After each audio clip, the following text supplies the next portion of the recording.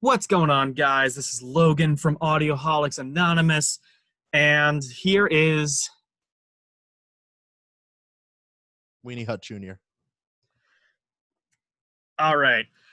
And welcome to Audioholics Unite. So, I mean, honestly, it's a fucking meme at this point that I just, like, fuck up the intro somehow on purpose. Yeah, exactly. We need to just fuck up the intro somehow. Yeah, just make the intro as awkward as possible on purpose. Okay, this is what we need to do. We need to keep doing it for, like, another, 20 or so episodes until it gets tired. And then we just throw everybody off guard, and it was like, hello, this is Logan, and with me is Tyler. And it was like, bitch? oh, he got it correct. Yeah, that'd be great. I mean, nothing's going to be as good as what we did in the Shags episode, though. Oh, that's true. You were like, hello, this is Logan, and I am, and then you just, like... killed a dead cat. No, well, yeah, that too. And then you, like, turned into the Incredible Hulk and just, like... had, like, the fucking grew knives out of your fingers like fucking Freddy Krueger. Yeah, I was like fucking slashing dead zombie cats with my fucking Freddy Krueger. I mean, yeah, honestly, yeah, that was insane. It was insane. It was insane. Wish you could have seen it. I wish you could have seen it, but you know, I'm honestly, I'm not sure it would have been monetized if we still had it. That's all right. They would have thought it was fake blood. Yeah. That's true. Well, you know. Anyway, speaking of fake things, Haken. Yeah, we're listening to Haken today. Yeah, right. Because we actually already recorded this like part of the episode once, so I'm gonna go on this spiel again in case you want to know why we didn't keep it. My internet's shit. Fuck you. Yeah. Also, we went on some weird tangent about poverty and like how race. yeah, and how, like, the white race is superior in every way. I am drinking whiskey now, so yeah. This is going to be a fun one, guys. Cross your fingers, everybody. Right, so, this album we're listening to today is Vector by Haken, which, if you don't know, Haken was one of those bands that I listened to for years, and I know they're a progressive act, but they were one of those bands that just, you might not like death metal, but you probably like Death Clock, like you may not like hair metal, but you probably like, Motley Crue. It's just one of those bands that you may not like the genre, but you love the band for whatever reason. I couldn't get into Rush. I couldn't get into Dream Theater, but hell, put on the 15-minute Haken song and hell yeah, let's get on Rodeo, bud. Yeah. So, I have a history with Haken, but this album we're doing tonight, I don't, because it came out in 2018, specifically October of 2018. So have you never listened to this album either? I listened to it once, back when it came out in 2018, and to be honest with you, I wasn't blown away by it, because they released half the album's worth in singles already, and the rest of the album wasn't all that great, in my opinion. However, the reason we are to go into it with a different perspective. Blah, blah, blah. Go on. Oh, I was just going to add, like, the reason we are doing this, by the way, is because Haken is coming out with a new album next Friday. We are recording this a week from the album's release. It is May 29th. This will be uploaded, of course, the following Wednesday. And as is my understanding, this is part one of a two-part epic. Yeah, basically. Yeah.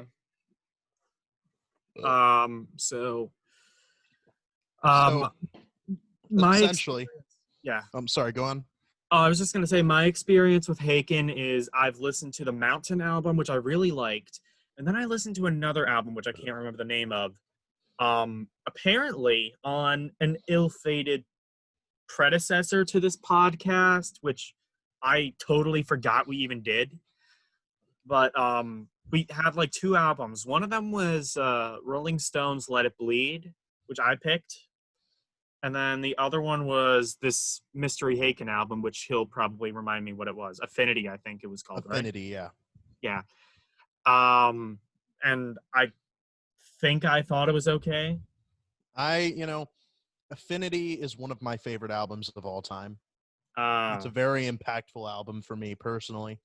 But also the music is just really 80s inspired. And even talking as someone who doesn't really like the 80s, it was still something that just really clicked with me musically. But he didn't like it as much. I think he gave it like a 7 or something like that. I don't 6.5. really remember the album. The only song I really remember from Haken is Cockroach King, which is a really good song. Well, yeah, and you mentioned The Architect earlier, too, before we started the podcast. Yeah. Well, Yeah, that's my favorite. I don't actually Haken remember song. that song, but I think I remember just like you talking about it and like, I don't know, saying that it's the biggest thing since Sliced Jesus or something. Yeah, that song is my favorite long form Haken song. And Yeah. honestly, I would put it above most of Dream Theater's long tracks, too. And Mm. if you've watched the Wrong Opinion video on them, you should know that I hold those songs in very, very high regard. All right. Well, Before we get anyway, into it, I do yeah, want to we add have a one more thing. new, yeah, we have to talk about one thing. Tyler and I are both doing a multi-part series alongside Wrong Opinions and as well as this, Yeah. where we are essentially getting into our respective genres. He's getting into prog music, prog rock, prog metal, basically everything prog related, short of the capital of the Czech Republic. And I am getting into trip hop, which is a genre that I've had a little bit of experience with, but I would like to broaden my horizons and get more into it.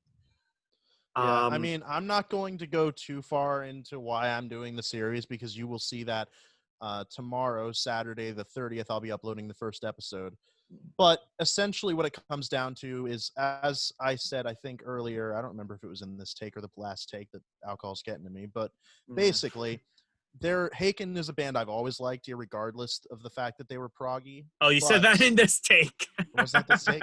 Anyway, Dream Oh, Theater was Christ. not. Dream Theater was a band I only just got into recently, and due to the fact that I was able to get into Dream Theater, and I still obviously love Haken, I decided to branch out into other bands.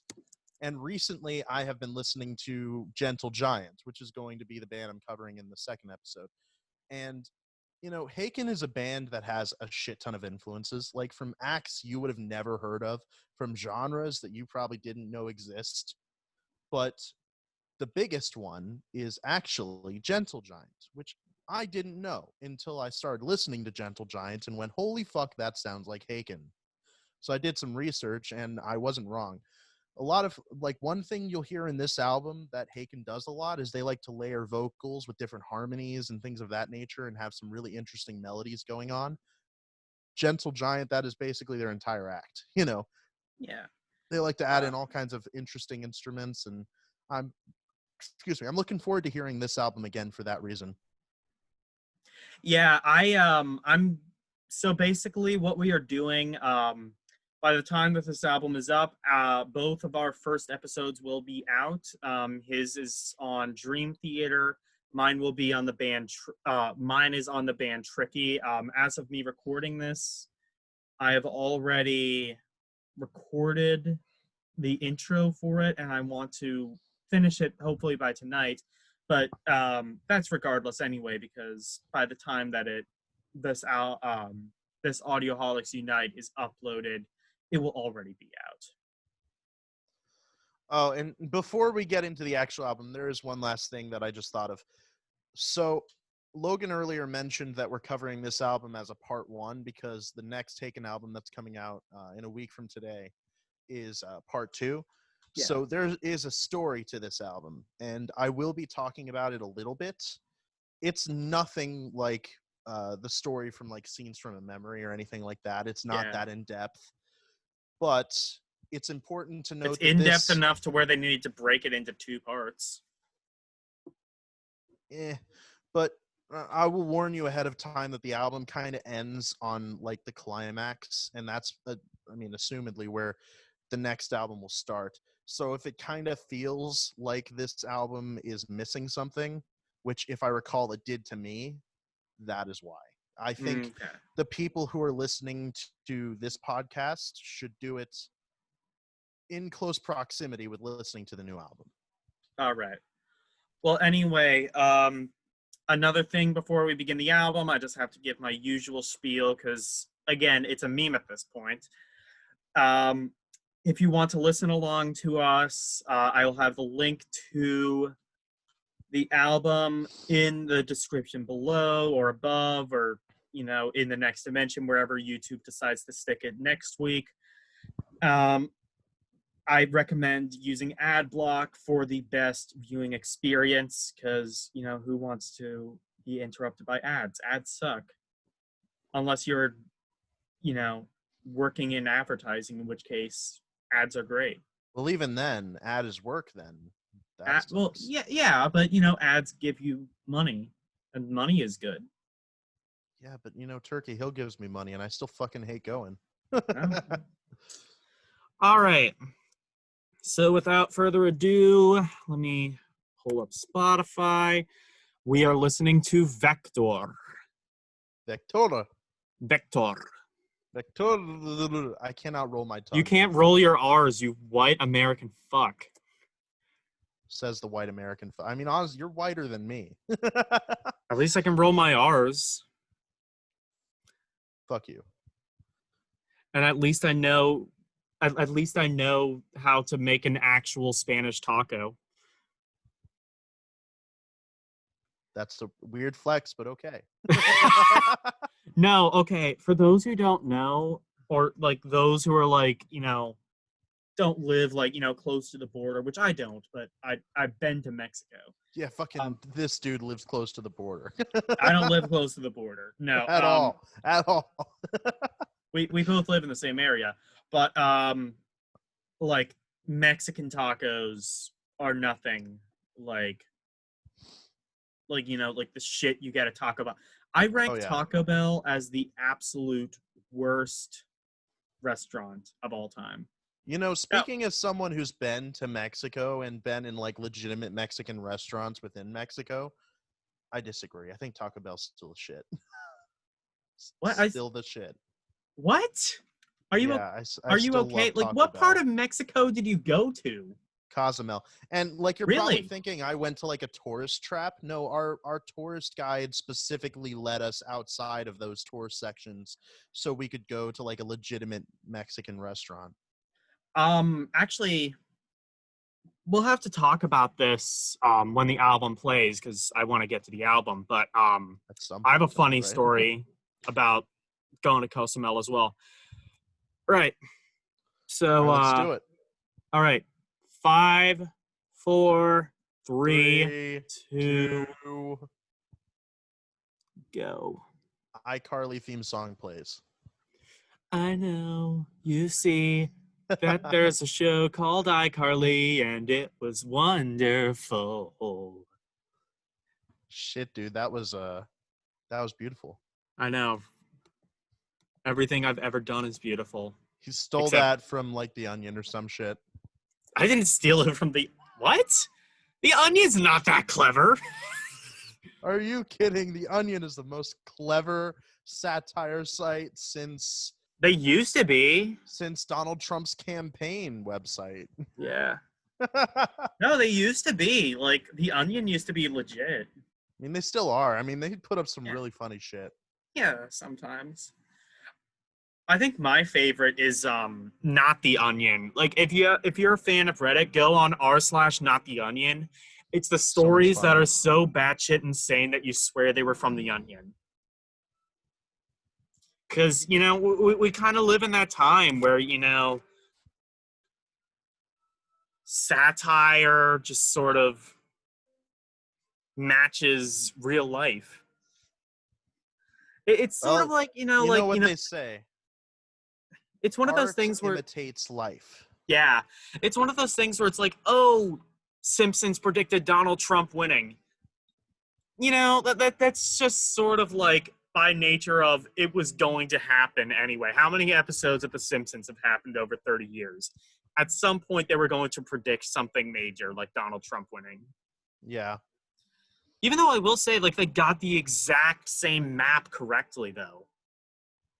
Was it the exact same map, or was it, like, slightly off? I think it was the same thing. Like, they even got, like, how, like, all the swing states, like... I'm like sorry. We are now on the Pennsylvania. first song of the album, The Good Doctor. Yeah. We like they even got states like Pennsylvania, Michigan, Wisconsin, which famously had never gone red in 20, 30 years. Fuck yeah. Sorry, that was just sick. Yeah. God, I understand some people can't get down with the vocalist of Haken, but to those I people, I like them. say, fuck you and your music taste. These are the same people who are like, Freddie Mercury has a terrible voice. Yeah, okay. Who the hell is saying that? Oh, I bet they're the same people who fucking praise Adam Lambert, who's fucking doing Queen now. He's Oh, garbage. God. I purposely have gone out of my way to avoid Adam Lambert's like shit with Queen. But I have like obviously heard of solo work because I didn't know this until fairly recently. He was the guy who did "What Do You Want From Me," that song that was popular about 10 years ago. What do you want from me? And like, this is the guy that got Brian May's blessing to replace or be like the spiritual successor. Like Paul Rodgers, like yeah, he did his own thing, but you know, Paul Rodgers is a legend. This is a really good chorus. Yeah. I really This is love really the good. instrumentation in this Yeah. album too. Anyway, I mean, you got to be honest. Before we get onto that, I am gonna jerk this album off. Like, this is one of my favorite bands, and if the rest of the record sounds as good as I remember it sounding, which is anything remotely like this, it's gonna easily be a 10 out of 10 for me. I don't even think I'll have much to say about it. So, before But we on get to your onto my story, okay. before we get onto my story, so what is the story of this album? Oh, well, I think I should probably go on a track by track basis instead of doing the entire thing right now. But essentially, the point of this song is to introduce the antagonist of the album, the Good Doctor, or Dr. Rex. So he is, in case you didn't pick up on it, not a very good doctor. The chorus sings, electricity is the prescription he needs, bring him back to society. Electricity is the cure that he needs, bring an empire to its knees. Which, by the way, bring an empire to its knees, that's a reference to the song Cockroach King by Haken from the Mountain album. But this entire song is basically just talking about how Dr. Rex uses electration therapy to cure patients. But there is one patient who stands out. It's a patient who's catatonic. So he is singling out this patient and torturing him with electrician therapy. That's just the song. That's what it's about. Okay. Yeah. Anyway, you know what? I might have been hyping up the story too much, but I think it's kind of interesting.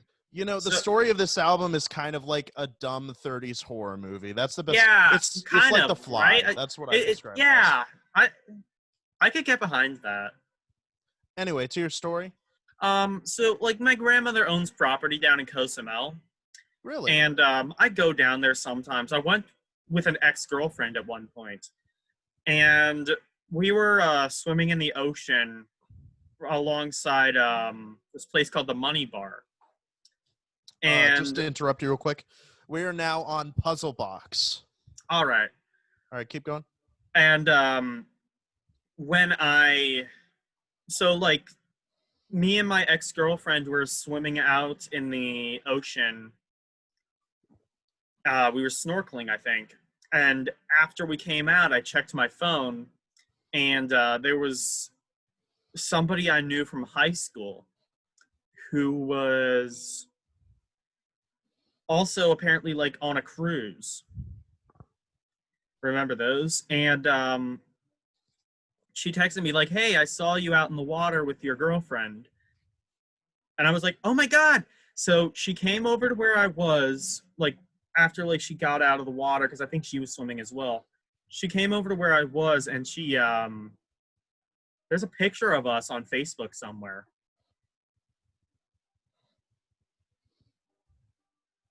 Yeah, I mean, It's kind of interesting how it used to be where you could just run into each other on a cruise, you know?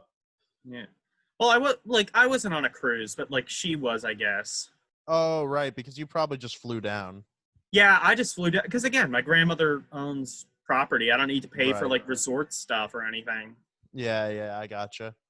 She just apparently decided that she goes down there enough that she decided to just buy property, and she knows people there. She knows some of the people, like musicians, and the interesting thing is there's a churro salesman, a door-to-door churro salesman, and he was a vet, like a pet doctor, a veterinarian, and as a churro salesman, he actually makes more than when he was a vet.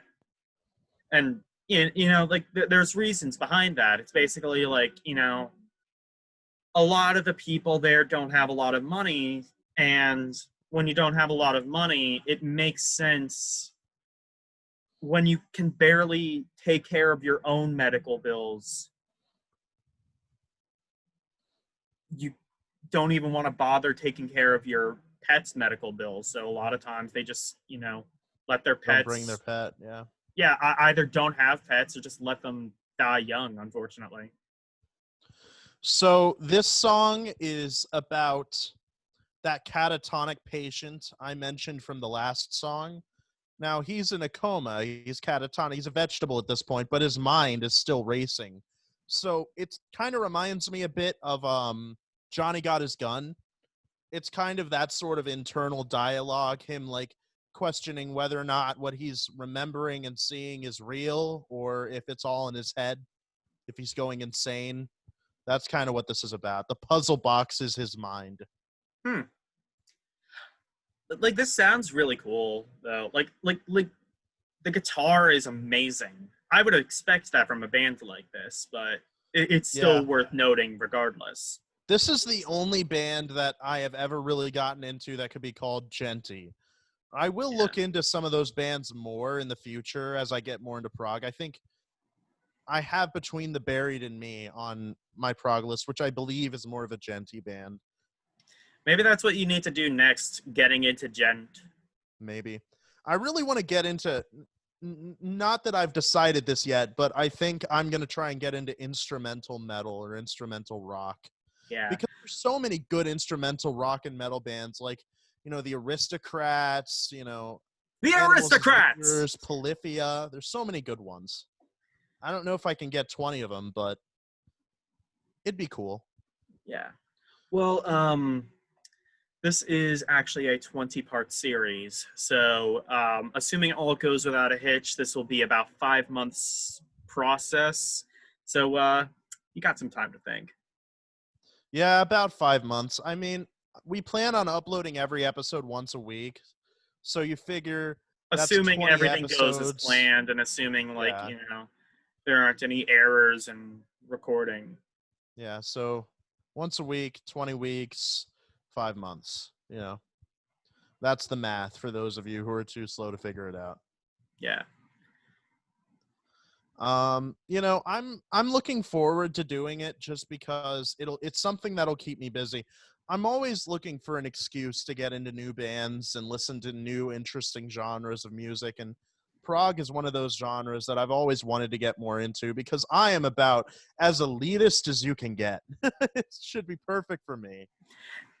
Well, apparently, yeah. I mean, like, Abbey Road wasn't good enough for you.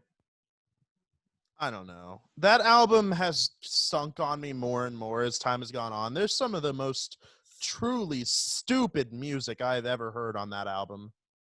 I will say an interesting point is I just wanted to make, yeah, we're still on Puzzle Box. Yeah. An interesting point of that is that just came out last week, but it's been on my hard drive maybe about a month.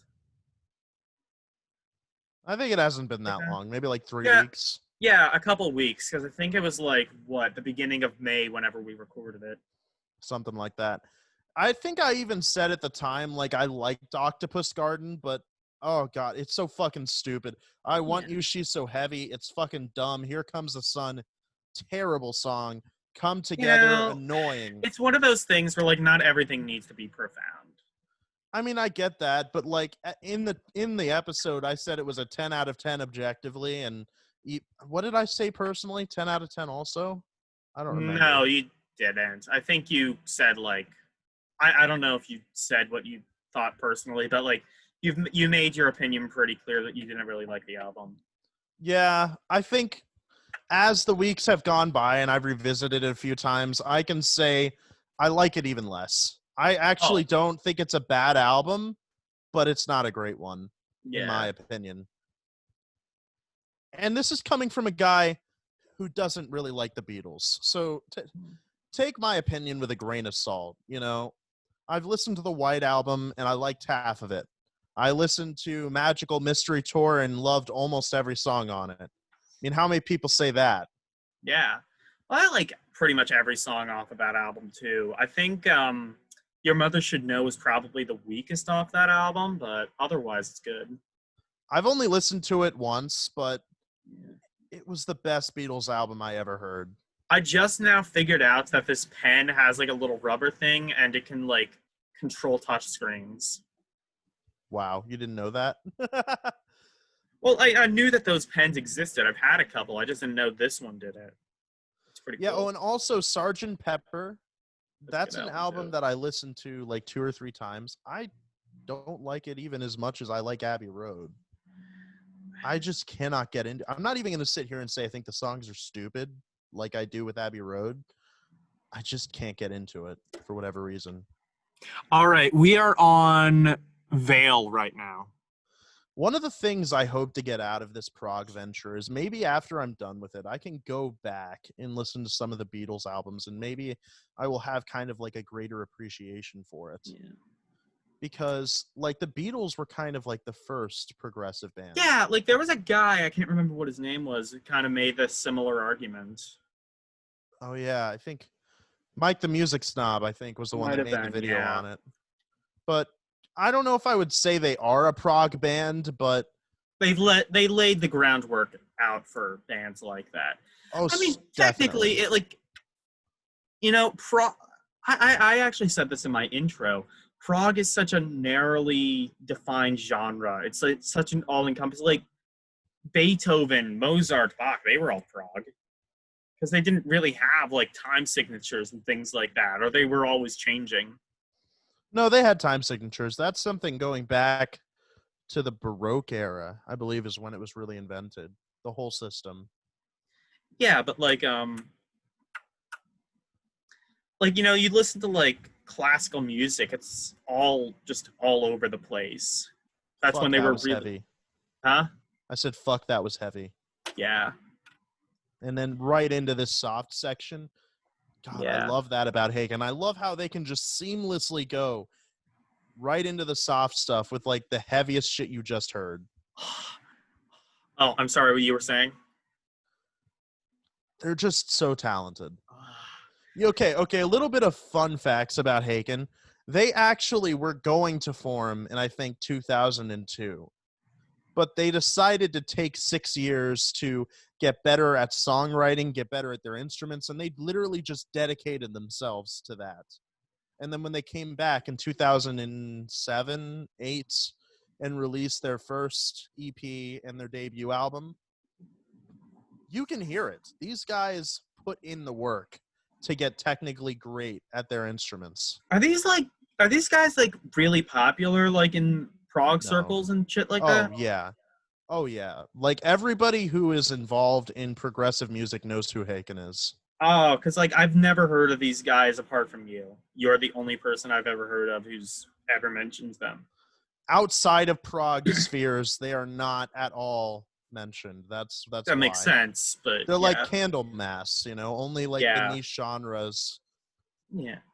But I've at least heard of like Candlemass through like you know Razor Fist or Downfall Network or something like that. Nobody talks about Haken except you. Well, and they are kind of a more recent band, like only within the Fair last enough. 10, 12 years. So So what is Veil about? I think it's kind of just more of the same. Okay. He's still kind of like questioning his sanity, and most of this album is like that, if I recall. Yeah, there's a lot of foreshadowing in this track too. I can already say this isn't really my favorite Haken album, just from the limited experience I've had with them. But No, it's not mine either. I would put so it's definitely objectively really good. recently I went back and listened to Haken's first few albums because I had never done that before, called Aquarius and Visions. And those albums are actually more story driven than this one is. They are almost exactly like scenes from a memory and how the music works. Every song is a new story beat, drives the story forward. This album's different. It is a rock opera, but it isn't like that, you know? They're taking the story a lot slower, and they're putting a lot more focus on the music, which is something I can appreciate personally. Well, the story is about 2 years in the making, so I mean, shit. I would assume more stuff is going to happen on Virus. Is that the name of the next album? Yeah, Virus. Okay.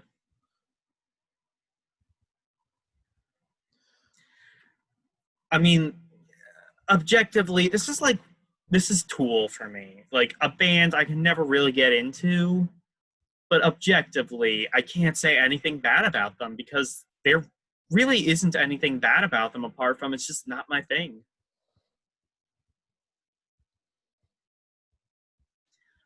I might have mentioned this like on a earlier podcast, but the only Tool album I ever got into was Fear Inoculum, and it's the one that is so divided. It's the love it or hate it of Tool albums, and that's evidenced by the two of us because you kind of hated it and I loved it. So, this is a bit of a spoiler, but later down the line in my prog series, I'm going to be covering Tool. And the two albums I chose are Lateralis and Fear Inoculum. Yeah. Why did I choose those two albums? Because they're so different. Exactly. They're so incredibly different. I never said I would be listening to new stuff on every episode with this prog thing, but I'm kind of using it as an excuse to talk about Fear Inoculum. Because I really want to get my thoughts out on that one, and I want to compare it with an album like Lateralis. So that video is probably going to be a lot less in the same format as the Dream Theater one that you're going to be seeing, and more. Or you already have seen a sort of. Yeah, I guess, because it would have come out tomorrow, and this isn't coming out until Wednesday. But anyway, it's going to be less like that and more of like a comparative work. Give me a second. My laptop's going to die. Dead. Must plug it in. But I'm more of a fan of Perfect Circle, I think. And as a result, that's why I liked Fear Inoculum, because it almost just... And honestly, I can see why people don't like it, is because like people were expecting like a tongue-in-cheek Tool album, and they basically got a Perfect Circle album. Is my audio still good? Yes. Okay. Basically, my thought is that what's wrong with my camera? Is my camera all right on your end? Yeah, it's fine. It's like lagging hella badly. It's lagging, but you'll live. Okay, it's kind of working. What the fuck?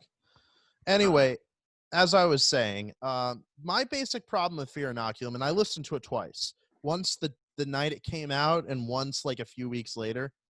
My problem with that album as a whole is it's a lot of nothing. There is no substance in half of those songs. It's prog. There's no substance, period. Highly disagree. See, the thing about prog is that, like, it's supposed to build to something. Most of the progressive songs that you listen to, if they have, they create tension on purpose so that eventually there's catharsis. All right.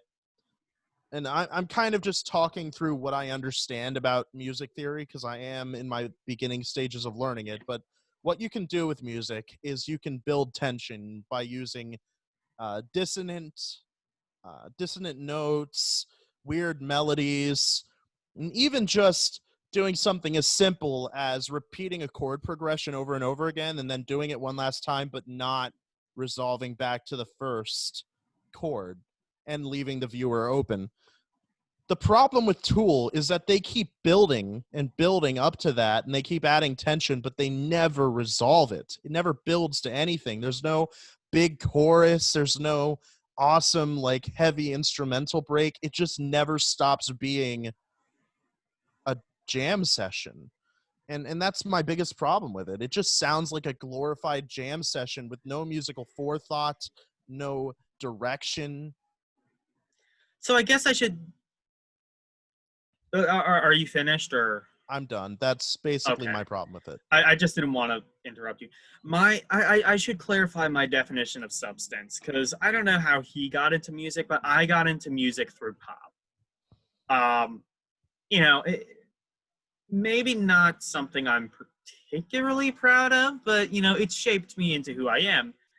I grew up listening to like the soft rock stations, so like 2010 or so. That was like around the time like Katy Perry's Firework came out, Lady Gaga's Bad Romance, like Train, Soul Sister, Miley Cyrus. So like and like even like as a kid, I knew like, oh, it wasn't really that good. I didn't really listen to the music as much as I like. Well, basically, John Tesh used to have a radio show, and I used to listen to that. Anyway, but as I grew older, I like got into classic rock and Led Zeppelin and Beatles.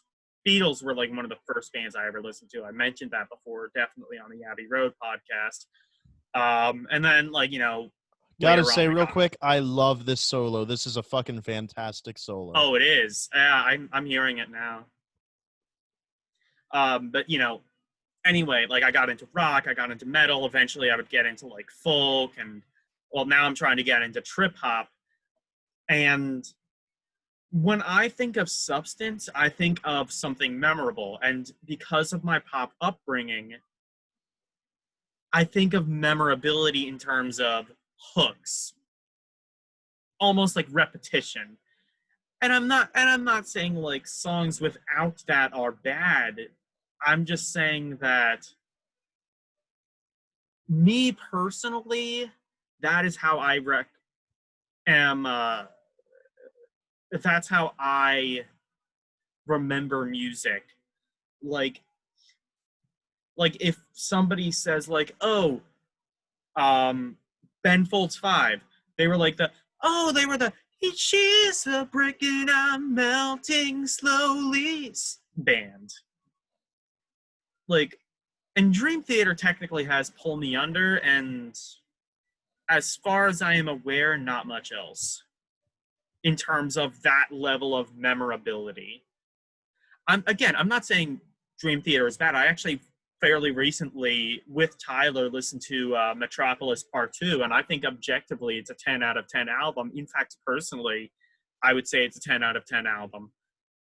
It's just not going to have that same lasting appeal as, like the Beatles or the Stones for me, because that's the shit I grew up with.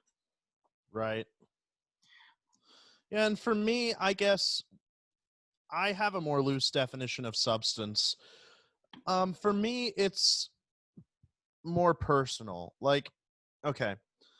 The problem with music is that it's hard to be truly objective about things because a melody that truly grips me and like really sticks with me may not grip another person. That may come off to them as a bad melody or a melody that's just, we're on Nil by Mouth now. Yeah. Or a I was melody just trying to make sure. I was just trying to make sure it was like Nil or Nile. I assumed it was Nil. Yeah. Or just a melody that you just don't like personally. But like, when it comes to progressive automatically, music, I'm sorry to interrupt. Automatically, best song on the album. Yeah, this is a really good. Oh my I like god, the last I love that best. sound. Anyway, I'm sorry to interrupt. Keep going. Yeah, really good intro. Anyway, this is an instrumental, by the way. Okay. In the story, before I go on with what I was saying, in the story right now, the Dr. Rex, is sort of he's putting a veil over the main character's eyes. He's making the main character think that he's trying to help, but he's not. He's torturing the main character. He's, drugging him. It's not good. So that's Yeah, kind so of where this we are is right just now, like a 1940s B movie. I kind of like pretty it. much. Anyway, to what I was saying, for substance for me, it's an incredibly relative term, and I don't think you can talk about it objectively. You can sit here and say something like, Pull Me Under is objectively a great song, but to me, I've never found it memorable. I've never thought it was all that great. It has a really good intro with the riff, and also The World Is Spinning Around Me. That hook is pretty good, but other than that, the rest of the song just never really sat with me. It's all right. It's obviously a classic for a reason, but Yeah. compare and contrast that to something like, The Dance of Eternity, which to me is incredibly memorable. Yeah. It has no vocals. But Yeah. I personally remember like several riffs, several instrumental sections that just I keep me coming back to that song. And to another person, maybe vocals and instrumentals don't do anything to them. Maybe it's lyrics that they remember. My Yeah. sister's one of them. If a song doesn't have lyrics that are memorable to her, then the song isn't of any substance to her, irregardless of how it sounds. And also, I'm not anti-instrumental either. I just said that an instrumental is the best song off this album. But Yeah. Well, I wasn't saying you were. I was just saying, like, for the most part, vocals and melodies sit with you more than instrumentals. Yeah, I agree. Like, you're more likely to remember the hook from, The Good Doctor or something rather than a riff from this song. But for me, it's not just instrumentals that I come back to. It's also melodies and hooks. And so I can enjoy something like, what band were you talking about earlier? The Stones. I can enjoy Rolling the Stones. Yeah. I can enjoy Yeah. pop in general. Yeah. Because I appreciate vocal lines. I appreciate instrumentals. I also appreciate lyrics. Yeah. So I come from like a hybrid of all three as far as what I consider to be substance and memorable for me. And I enjoy all of that as well. It's just I have a preference. I don't. Maybe that's a weakness for me as a listener. Actually, that might be more of a weakness for me because, like, I don't know. I would like to, me personally, I would like to enjoy all three things equally so I could maybe even judge them more objectively as a result. But, I grew up on classic rock. I have a vinyl collection right over there with about 500 albums, mostly classic rock. I've only recently kind of started to diversify it a bit. Yeah, these are some really good grooves that this band has going on right now. This is, definitely the best song on the album by a nautical mile, I think. I have no idea what this song is supposed to represent. Probably just more of the same, like the main character having chaos going on inside of his mind. That's why I said, like, this album reminds me a lot of Johnny Got His Gun, because I mean, it's obvious there's stuff that happens outside of his mind, but a lot of the album is focused on what his internal monologues are. That's Tyler, what most of the lyrics are. Tyler, can I ask a stupid question? Sure. What is Johnny Got His Gun? That's a movie, right? It was originally a book, but yes, it is a movie. It's what the song One by Metallica was based off of. Oh, the, what's his name? Johnny? Lovecraft song, book. No, not by Lovecraft. I forget who the author was. I thought I remembered like one being like Lovecraft fan fiction. No, that's about Johnny Got His Gun. And if you didn't know the plot of Johnny Got His Gun, it's about a young soldier who stepped on a trip mine, I think it was, and he lost his arms, he lost his legs, he lost his sight, he lost his hearing, he lost his ability to talk, he lost his ability to smell. and the bottom half of his jaw is gone, so he can't even taste. He literally lost all of his senses. He can't do anything. I would love to. I Just- might have to read that book in the future. Yeah, I he's still need just a to lump of finish meat. the novelization or the original book of American Psycho, but after that, I'm gonna have to buy Johnny Got His Gun Do it, man. on It's Audible. really good. And the movie, for the record, is also amazing. I will warn you, though, it doesn't have a happy ending. Well, I don't think it would. Yeah, it's a really I harrowing. think the only happy ending is somebody finally puts him out of his misery. Yeah, but they don't.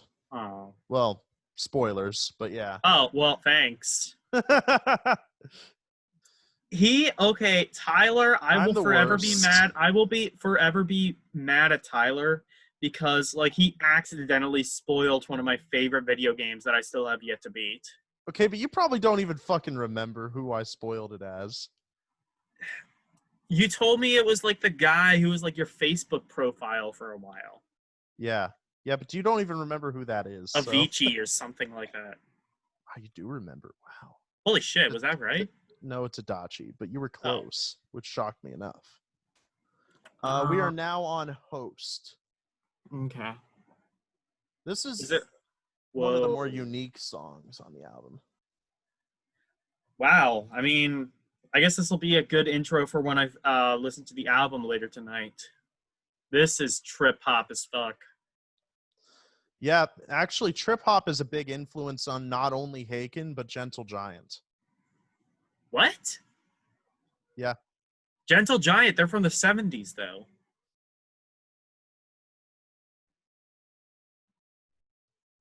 As far as I'm aware, like, trip hop didn't really become a thing until the 90s. Maybe they inspired trip hop. Yeah, I mean, wait, what did I say?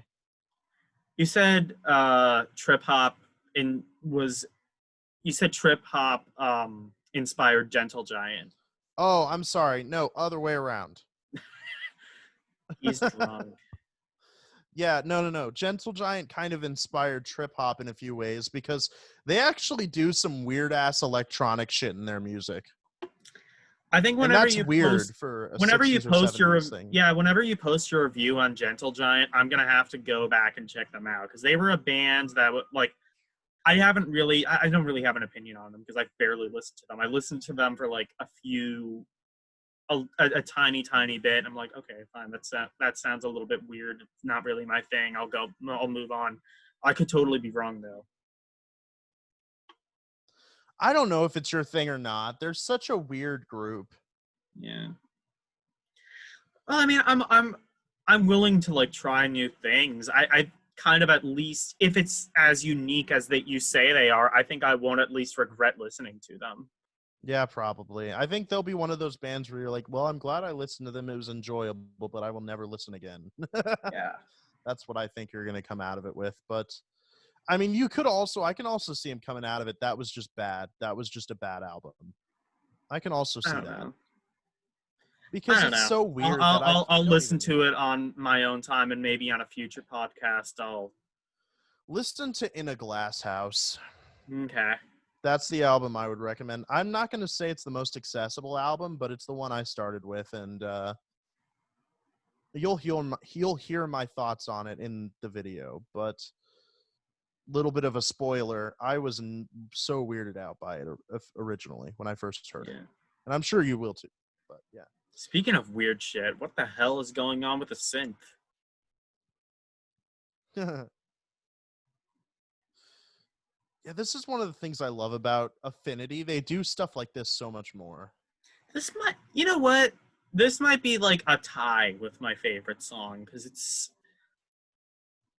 this is kind of, I'd say, as far as like prog rock goes, soft songs can really be hit or miss. Oh yeah, especially in Dream Theater. Dream Theater. God, if I hear one more fucking Wispy Labrie ballad, I'm gonna shoot my ball sack off. Maybe I'll sound as much like a girl as he does. No, man. No. Another spoiler alert for a future video. We're listening to Rush right now and preparing for a Wrong Opinion on Rush, and I think Geddy Lee sounds more like a girl. I should say, so going on in the album right now, the Doctor has shown the main character a dead cockroach in the ground. What is And their he has obsession with now, cockroaches? I don't know. But Also, anyway, what the hell? basically, they're bare. Okay, I don't really know how to describe this, but essentially, they are currently mutating the main character to be a human cockroach hybrid. Oh my god. What is their obsession with cockroaches? This is kind of weird now. Well, actually, this entire saga is supposed to be about the Cockroach King. It's a real character. Oh my god. Is this just him trying to like expand on the same lore that Alice Cooper did with Black Widow? I don't know, maybe. But yeah, Which is an like as amazing far song, as by I the way. understand, in this album, the Dr. Rex is the Cockroach King, from the original song. And the main character, I mean, we don't know who he is, but there are fan theories. I'm not going to go into them, but there are fan theories about who he is. So yeah, I think if they're going that route, I have to say 0 out of 10 because they didn't go all the way with the Alice Cooper fan fiction and resurrect Vincent Price from the dead. My God, Vincent Price. Forgot about that. That was amazing, dude. I love Alice Cooper. He's such a I love fucking Vincent insane Price, person. man. Yeah, so the last song on the album is basically just about the transformation of the main character from a human into a disfigured, morbid cockroach. This is why I compared it to, like, 30s, 40s horror. It's kind of like The Fly. I love this. I love this. Like, I love this because, like, I could realistically see a movie much like this album on MST3K, and that makes me happy. Yeah, right. Just like some shitty, like, not even from the 40s, like from the 70s, where they have a budget of like $10 and they have to get like ketchup blood. God, I love Mystery Science Theater. I wish they were Yes. still doing that. Aren't they? They're not doing like the Netflix reboot anymore? No, that was just a short thing. Oh. All right, so we are now about to be on the last song of the album, A Cell Divides, which is my personal favorite. It's the one I've listened to the most since the album came out in 2018. So I'm most familiar with it. Okay, immediately I love it. I mean, it's just chaotic.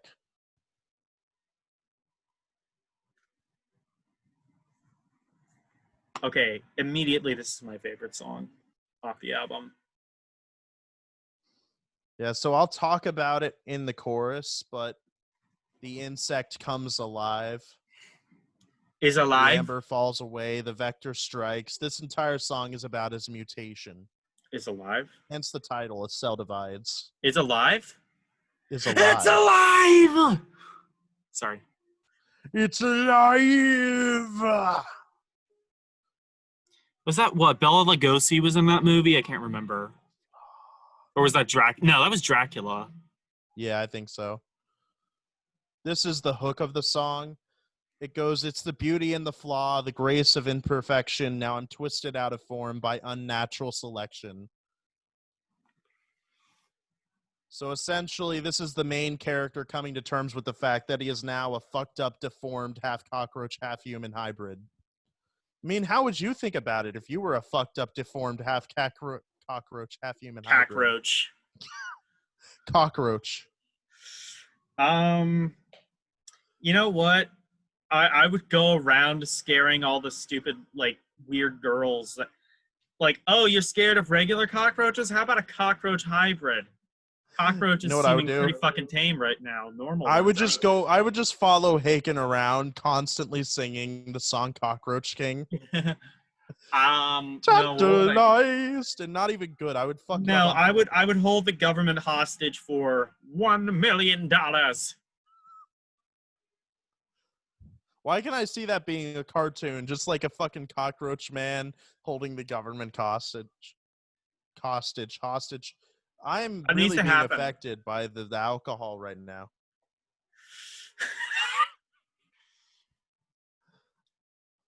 I've been drinking whiskey this entire time and also this beer, which is really good, by the way. I love Yingling Lager. For those of you who don't like lager, you probably should die. I don't like lager. Actually, I don't really know the difference, to be Hey, honest. Logan. But How many times did you log her in the face? we apologize for my friend's drunken antics. The views Get of it, Tyler log Hoffer do her. not necessarily represent the views of Audioholics Anonymous. Shit, it's gonna need to be Alcoholics Anonymous soon. Fuck. Like I named Audioholic. So this has been on like a YouTube channel for about 5 years, but has been dormant for most of that. And like that's what I named it after. Obviously, is Alcoholics Anonymous, and it's never been more fucking fitting. I I need to love drink this in the little next section episode. in the middle of the song. That's just so nice. So how long is this? Should we start? It's almost over. Yeah, okay. So should we So, start giving our final thoughts on this album? yeah, let me go first. Yeah. As someone who is a Haken fan and a long-term Haken fan, this is my second to least favorite album. And I think there's a few reasons for that. All right, let me defend it a little. Listen, this is a fucking great album, okay? But you know what? It has its flaws. For one, it's too damn short. There's not enough for me to sink my teeth into. It feels like it's missing some gigantic 24-minute epic or just more songs. And I know that's because it's the part one to a second album, but I mean, hell, you could have done more. You didn't have to put, what, 4 songs on the album? Like, let's go through them, right? You have Clear, which is a intro track. And then you have Veil, which is like a instrumental. Okay, so out of the actual songs, you have 1, 2, 3, 4, 5. One of them is 12 minutes. The rest of them are like 6. This is just not enough for me. You know, every It's Haken not album other wanky than enough. this, every other Haken album other than this one is like at least an hour long. There are enough songs on the album so that it feels like an entire experience. It never feels bloated. That's something I'm going to say right now. There isn't a single Haken album that is bloated. But this one just feels like there's just not enough. It feels like they put together a really good combination of songs and didn't realize that there should be more of them. And that's not my only issue with it. I also find a little bit of an issue with the flow of the record. So you start with Clear, and then you go into like this weirdly, like it's kind of heavy, but not really. It's synth driven with the do-do-do-do-do-do-do in the Good Doctor, which is very poppy song. You have the chorus. Puzzle Box, on the other hand, is like the complete fucking opposite of that. And then you go into Veil, which is like this 12-minute epic that has multiple parts. You know, I mean, it just doesn't flow for me. And the final thing I'm going to say about the thing that just didn't work with this album for me is that the story, as much as I do kind of like it for what it is, again, it feels like they just kind of slacked. Half the album is just the same thing. You know, this guy going through his internal monologue, which I do like, but I also feel like they should have showed us more about the evil ways of the Good Doctor. All we really hear of is in the one song, and then at the very end of the album when he turns the main character into a half cockroach, half human thing, which kind of comes out of nowhere. I kind of feel like they should have talked about, like, they should have had a song dedicated to like failed experiments or something like that to establish that the doctor has this motive and that he's evil. So it just doesn't come out of left field, you know? In The Human Centipede, which is a movie I don't really like, but it's the same kind of movie. And even in The Fly, they establish very early on what the point is and what's going to happen. It just comes completely out of left field in this album. And I mean, I understand what they were going for with like a plot twist, like, oh fuck, you weren't expecting that, were you?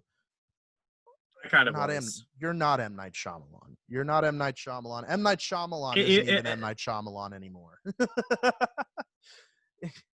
So, for those reasons, and you have to understand, like, this is me comparing a fantastic album to albums I consider masterpieces, like Visions, which is one of my favorite albums of all time. Affinity, one of my favorites, if not my favorites, definitely a contender. The Mountain, fantastic album, easily another 10 out of 10. You compare that stuff to this, and it's just a noticeable drop in quality, in my opinion. So for that reason, I'm actually going to give this album a 7 out of 10. Okay, I have a lot to say about this album. So I kind of agree with you, but I wouldn't even say it was a good twist. Like, maybe it was just how, like, you were describing the album to me as I was listening to it, but I could have seen, I didn't foresee that it was going to turn into the Cockroach King, but I knew, like, oh, this doctor is evil. I knew that I from, mean, like, yeah, minute they one. established that in the first track, but like they don't establish his motive. All they basically say is, oh, he's evil, he's sadistic, he likes to torture people. Okay, cool, thanks. Like, think about the villain from Scenes from a Memory. I mean, I'm not going to compare this Yeah. to a movie because it's not fair. Let's compare it to an Yeah. album. Edward had motivations that we learned about, and yeah, that was a longer album. This should have been a longer album. There should have been more Yeah. dedication to the villain, and That even if they brings were me trying, that let me brings keep me going to for a my second. biggest complaint. And honestly, I think it's just morally scummy what Haken has done here. What? So, double albums work to a degree. It depends on what the genre is. Dream Theater, Rush could theoretically get away with that if they haven't already. Um, Pink Floyd, they can get away with that because they coexist in a genre where long, really wanky albums are okay. Whereas something like, Metallica, Guns N' Roses, Judas Priest, it makes sense. Like, for example, like Use Your Illusion 1 and 2, Load and Reload, Turbo and Ram It Down. Those were supposed to be double albums, but the record label says, oh, we're going to have to release them as separate albums. And that makes sense because, like, that doesn't really work for, like, metal or pop or whatever. This is honestly, I think, kind of scummy, and maybe I will listen definitely to Virus, and maybe that'll change my mind. But to me, what it seems like they are doing, it seems like they are trying to double dip. They're trying to make double the money for the same album by making you buy it twice. And obviously with like Spotify, you don't really have to do that, but they still get like double the streaming commission. Or if you bought, like, the album on CD or vinyl, they're making double the profit. And to me, that screams of really scummy. And I don't think that they should have done this. I think they should have released this all as one album, call it, like, Vector or Virus or whatever you want to call it. But don't release this as two albums. This isn't a pop album. This isn't a rock album. This isn't a Metallica metal album. This is Haken. This is on the same level as Dream Theater or, Thank You Scientist or something like that. Dream Theater released an album that's 2.5 hours long. But Haken has to split up an album. This album is like, what, an hour, if that? 45 minutes around. 45 minutes. Under 45 minutes. And the next album probably isn't going to be that long either, I imagine. Actually, I think it's going to be over an hour long. Okay, But well, still, my point still irregardless. stands. My point still stands. This is a So, really let me finish my thoughts, and then you can. okay, go ahead. I'm sorry. Um, I think this is really scummy, and I can't stand for something like this on a moral level. I think this album, as a concept, is immoral. All right, Um, so you can intervene. one thing I was saying earlier was that I think the concept doesn't even work as like a B-side thing because like even those like terrible movies, they didn't end with the climax or something like that, and I think that really hurts this album, which I said earlier in the beginning, I think, was that you should go into this knowing that it's going to feel incomplete. And that's kind of the biggest problem I have with it. So that's just what I was saying earlier when he started talking. But to build on what you were saying, I don't think it's immoral, really. It's an artistic decision. That much is clear. Haken is an artsy as fuck band. They don't care about sales. They don't care about money. All they care about is making their music, and they'll make it however the fuck they want. And I think sometimes that's a really fucking good thing. Past albums are proof of that. This time, however, I don't know. I don't know if I'm with them on it because this album on its own is underwhelming. It's not bad. It's underwhelming for what Haken's standard is. And even if Virus comes along and it's a 10 out of 10 stomper masterpiece of prog, you still have to attach it to this first. Exactly. And look, doing multi-part epics, that's fine, obviously. Like, look how big the Star Wars franchise was. Look how, like Lord of the Rings, the books and the movies. Like that's fine. It's just this isn't a multi-part epic. This was the same album. I guarantee you this was all recorded at like one time or, over the course of a few years, however long it takes to make one of these albums. Well, I can tell you that they did not record Virus in the same sessions that they recorded Vector. Okay, but they had like the same. Recorded Virus after. They recorded and wrote Virus after they released Vector, so they hadn't even like written Virus yet. Like none of the songs, lyrics, or anything like that. I wouldn't be surprised if they wrote the concept, but that hardly counts. Yeah, but like it's like this isn't Star Wars. This is like if you took A New Hope, split it in half, so it's like a 3-hour movie. Split it in half, so it's like an hour and a half per movie, and it's like, okay, here's episode 4, part 2. No, you know what it's like? It's like Harry Potter and the Deathly Hallows, where they split the movie up into 2 parts. That is exactly what it's like. I was just about to make that exact comparison, actually. And that's bullshit. I can understand it to some extent artistically, though. Like, if you want to make a story in one album, all right, then think of like Scenes from a Memory. The music, though diverse, was all in one style, right? They were doing one specific thing with that album. But you come back a few years later, you have new influences, you have like a new writing style. So artistically, I can understand why a band might want to do that. They might want to make albums feel different, is what I'm saying. Instead of it being but this was over the course of about record. 2 years. This was over. Yeah. And like, like things like Star Wars and, things like Star Wars and Lord of the Rings, that makes sense because like, takes time to make those movies. Yeah, and not only that, it's just like, you have a really big, deep universe, and also just George Lucas never thought Star Wars was going to be big. Basically, everybody gave up on it. George Lucas gave up on it at first. The production companies gave up on it at first. And everybody was really surprised when it turned out to be a massive hit. Yeah. But, at least that's how the folklore goes. Haken was already established as a hit maker. And between 2018 and 2020, they weren't going to evolve much, I don't think.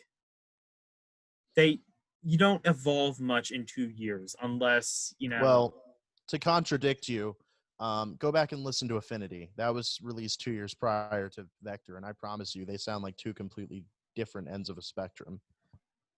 fair enough. But by the way, Virus is going to be 52 minutes long, which is okay, longer than this album, but it's pretty similar length. You could have put the two albums together if you wanted. I'd really like to hear an interview on why they chose to do it this way, because, like I said, the you don't need to. artistic There's a really simple explanation for it. Money. What? I don't understand why you're making that argument, though. What do you think they're making money off of making two different albums? Making people buy the two parts of the album so you make double the money. People don't buy albums anymore. Bands don't make money off of albums anymore. They don't even make money off of streaming. They make money off touring and like merch. Okay, well, I mean, like, yeah, people. Well, I mean, yeah, but like the diehard people, which the people who listen to Haken, they aren't casual listeners. People who listen to Haken are the kinds of people who will buy albums, CDs, vinyls, whatever. Maybe, but Haken's still such an obscure band that I don't think it would make much difference anyway. Okay, but they have a fan base that's really loyal, and if you have a really loyal fan base, you have a fan base that's going to buy merch like that. And so I think that counterpoint is that Haken was releasing albums like every few years from pretty much their entire career. Just because like they're doing a part 2, they probably would have released another album this year anyways, even if the entire album was done the first time around.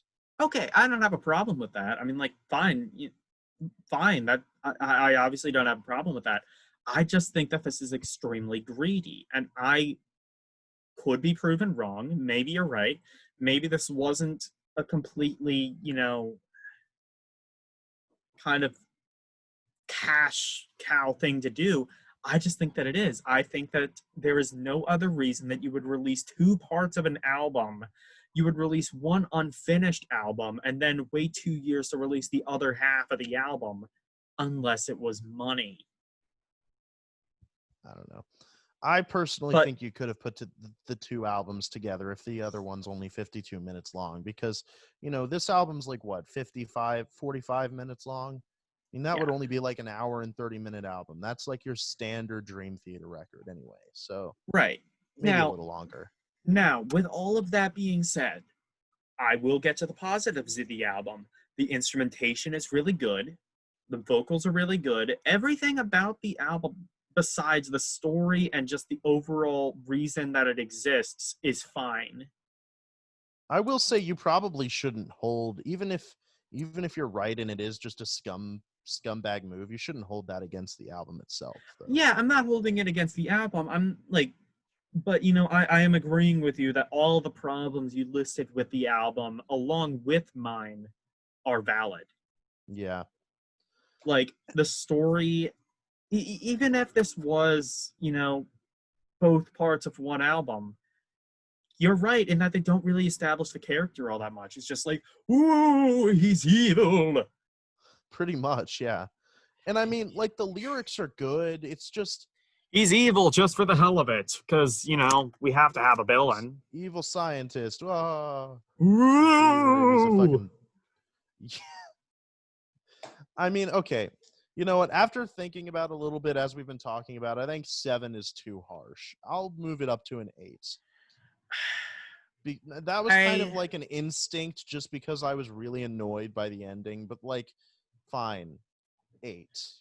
But I'm not going higher than that. It's really hard for me to rank something like this. I'm going to have to say maybe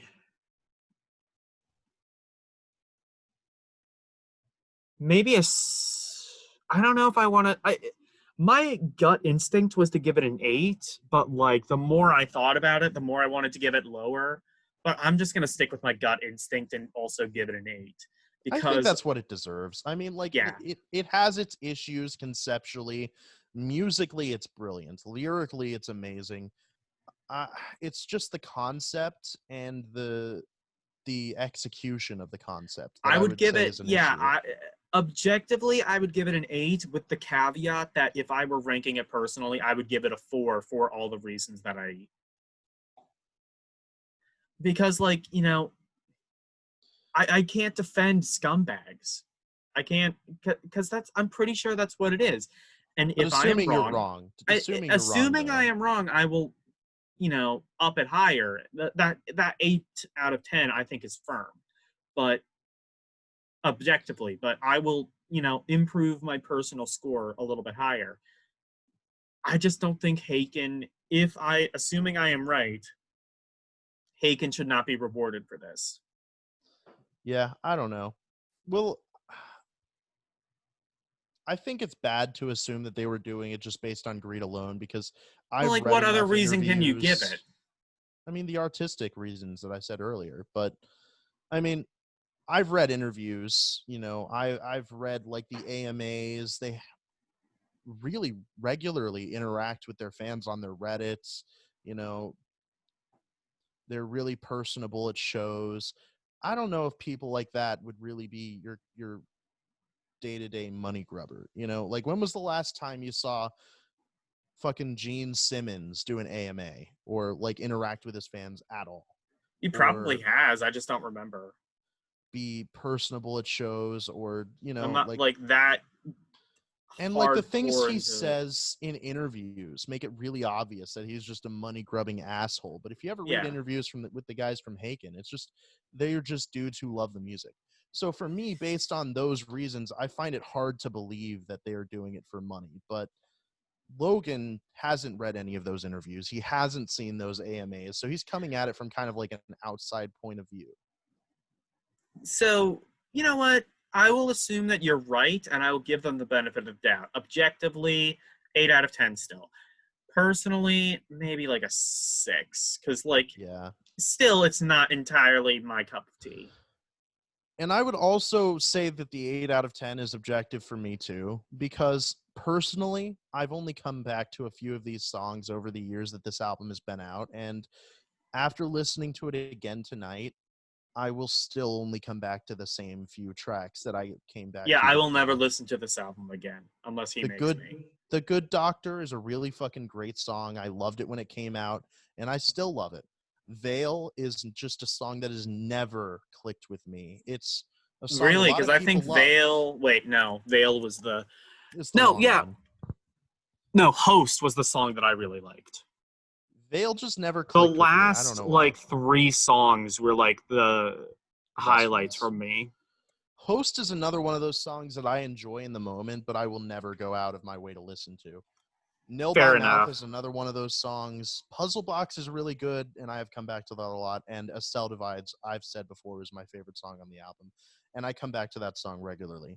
But like, that's 3 songs on this album that I actually really would come back to a lot. And you compare that to Affinity, which has, well, just give me a sec, I'll pull it up. Affinity has 1, 2, 3, 4, 5, 6, 7, 8 actual songs on the album, and I come back to all of them regularly. The Mountain has 1, 2, 3, 4, 5, 6, 7, 8, 9, 10, 11. Or I'm sorry, no, only 10 songs, because the 11th one's a bonus track. 10 songs that I come back to regularly. Compare that to Vector, which only has 3. You see my Yeah, problem. That's my yeah, problem. yeah. Um, yeah. I mean, this is just a subpar album from a band that even I know is capable of better. And it hurts, because if you read the reviews, almost every critic gives it a 9 at least, most of them higher. If you read like Reddit discussions, even the fans of the band are like, this is one of their best works. If you read like album rankings from opinions, they put it in their top 3 usually. I just don't see it. How do people love this album so much? I mean, I it's don't know. good. It's just lacking to me compared to something like The Mountain, Affinity. Those albums are so much stronger on every level. Maybe it's the heaviness, because Haken used to be kind of heavy in Yeah, like Visions and Aquarius. The music was a lot more heavy than it is on Affinity and The Mountain. Maybe people enjoyed that sort of return to form, but just doesn't do it for me, people. yeah. So yeah, that's where I want to leave it. I will say, before we go on to the ending, I have heard the singles from their new album. The singles that have come out are Canary Yellow, Prosthetic, and Invasion. I listened to Invasion and I really liked it. As far as I can tell, this is going to be an incredibly different album from what Vector was. It's still going to be really heavy, but there's Canary Yellow alone sounds like something off of Affinity. Invasion sounds like something off maybe their earlier works. Prosthetic does sound like something off Vector, but just within those singles alone, there's so much musical variety. And the track listing, if you look at it, shows a multi-part epic called the Messiah Complex. I can expect, and I know for a fact, based on interviews, that there's going to be an incredible a cappella section. We're going to see a lot more musical variety on the next album. So I am extremely excited for it based on the singles and based on what I've heard about it. That said, temper your expectations, because if you go into it like I went into this album, you might be disappointed. All right. Anyway, this has been our podcast. I'm Logan Diener. And I am a Muppet. And in case we weren't clear, this is Audioholics Unite. Goodbye. Bye-bye.